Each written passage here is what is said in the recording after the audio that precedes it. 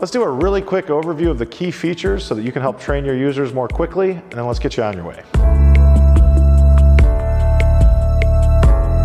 Our most popular feature is payment request. To send a request, users are just going to click the send payment request link, fill out whichever fields are required, and click the send request. Done. That customer is getting an email request and a link to pay. Another very popular feature is the Chargent Payment Console. In Chargent Anywhere, we have completely rethought this function for all of our users. As well, it's now fully Lightning optimized.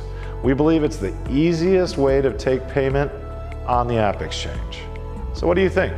Is it the easiest? Tell us in the comments below. We want to hear from you. For a full demo of Chargent Anywhere, check out our detailed demo video. If there's anything we can do to assist you, please reach out. We're here to help. Hey, thanks for watching our video. While you're here, please subscribe to our channel, click that notification bell for immediate updates, and if you'd like to talk payments, please get in touch. We're always here to help.